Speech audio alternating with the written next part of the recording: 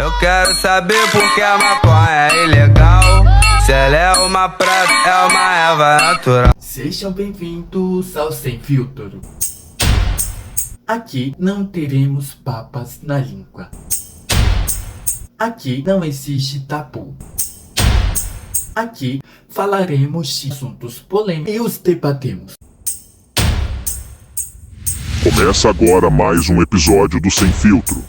O MC Dani perguntou aí por que a maconha é legal e eu vim responder aqui nesse vídeo, certo? Então, mano, nesse último sábado aconteceu a 15ª edição da Marcha da Maconha da cidade de São Paulo, na Avenida Paulista. A manifestação aconteceu há 4 dias do STF, o Supremo Tribunal Federal, tá ligado? Retomar o julgamento que pode descriminalizar o porte de drogas para o consumo pessoal no Brasil. Esse julgamento, mano, que vai ser retomado nessa quarta, dia 21 de junho, ele começou lá em 2015 e ficou suspenso nesses últimos 7 anos. O que os ministros estão analisando nesse caso é a Lei de Drogas de 2006 e, mais especificamente, se é constitucional o seu artigo 28, que considera crime adquirir, guardar e transportar entorpecentes para o consumo pessoal, tá ligado? Essa lei ela foi aprovada pelo presidente Lula lá em 2006 e ela teve como ponto positivo a despenalização dos usuários de drogas, tá ligado?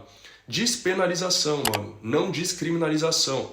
Isso significa que, apesar de ainda ser crime, o porte de drogas para o consumo pessoal, ele não leva mais as pessoas em cana, tá ligado? Os processos correm em juizados especiais e as punições aplicadas geralmente são advertência, prestação de serviço à comunidade e aplicação de medidas socioeducativas. E a condenação, ela não fica registrada nos seus antecedentes criminal, tá ligado? Só que o que, mano? O grande ponto negativo dessa lei de drogas de 2006, além dela não descriminalizar o uso e ainda aumentar as penas para venda, foi a falta de uma definição clara, né? De uma diferenciação do que é um usuário e o que é um traficante, tá ligado? O que permitiu, parça, que a própria polícia faça essa distinção. E como nós bem sabemos, né, os policiais eles são extremamente seletivos aí nas suas abordagens e nas suas detenções. Não só eles, mas também os juízes. Uma pesquisa que foi feita pela agência pública, ela já comprovou que pessoas pretas e pardas são mais consideradas traficantes e presas do que pessoas brancas, mesmo portando menores quantidades de drogas. Então, mano, como resultado da lei de drogas,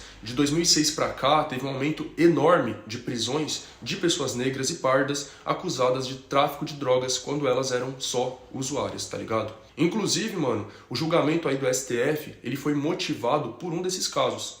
Em 2009, um cara de 50 anos de idade que trampava de mecânico e que estava só com 3 gramas de maconha, ele foi condenado pela Justiça de São Paulo a 2 meses de prestação de serviços comunitários, mano.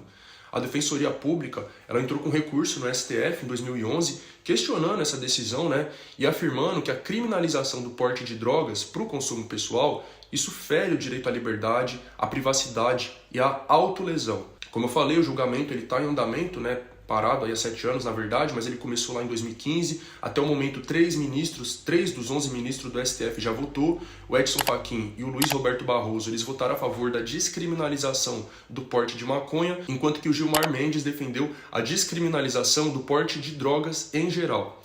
A descriminalização ela ainda não vai significar a legalização, né? Isso depende do Congresso, dos deputados federal e dos senadores, mas já vai ser um avanço muito grande. A criminalização das drogas, mano, tanto do seu uso quanto da venda, não tem absolutamente nada a ver com a preocupação do Estado com as nossas vidas e com a nossa saúde, né? Se fosse por isso, nós ia ter muito mais investimento para a saúde pública e não ia ter tantos agrotóxicos liberados, né? Tanto veneno aí na nossa comida, tá ligado?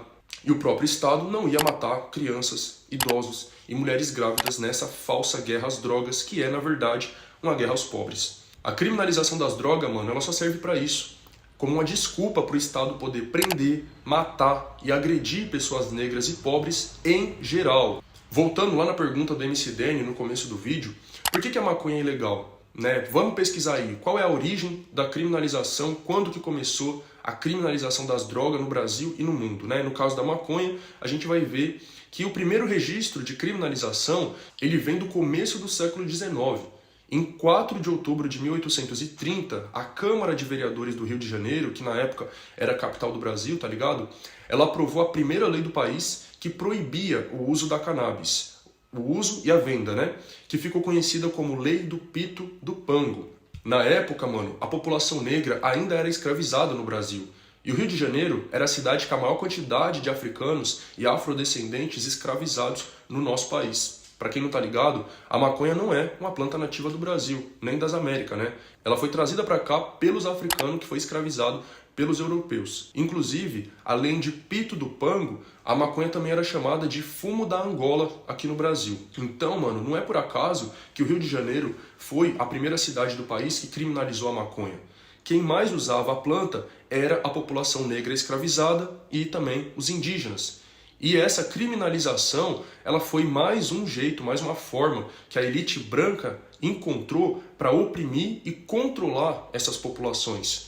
E também as suas expressões religiosas, tendo em vista que naquela época alguns rituais indígenas e o culto a Exu no candomblé faziam uso da cannabis. Então, parça, esse controle aí da população negra, ele fica muito nítido quando nós vê que essa lei de 1830, ela previa, mano, punições muito diferentes para quem vendesse e para quem consumisse a maconha.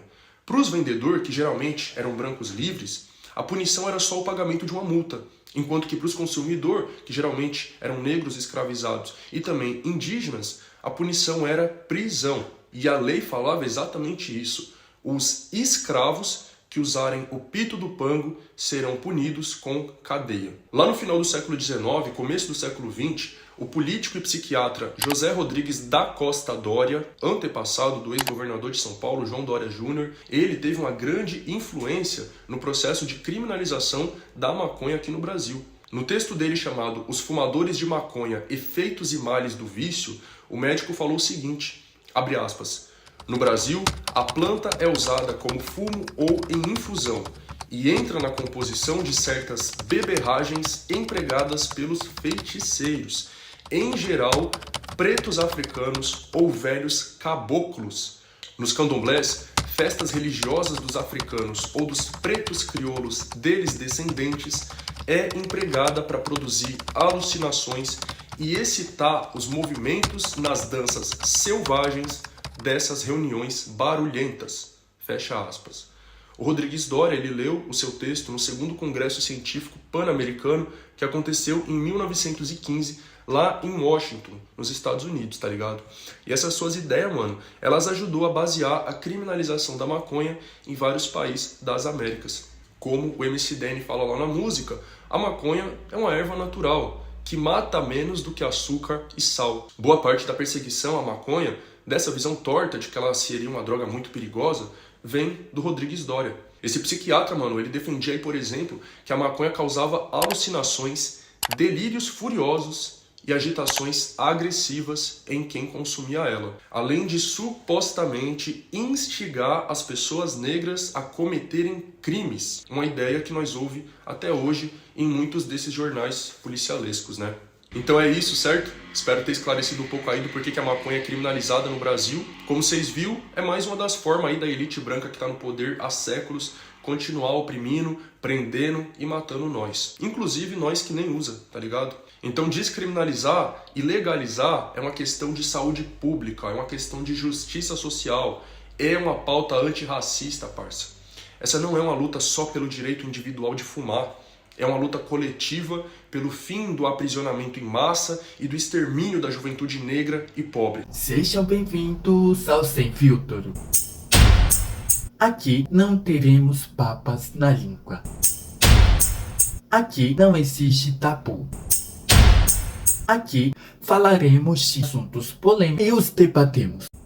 E esse foi o Sem Filtro de hoje. Até a próxima, pessoal.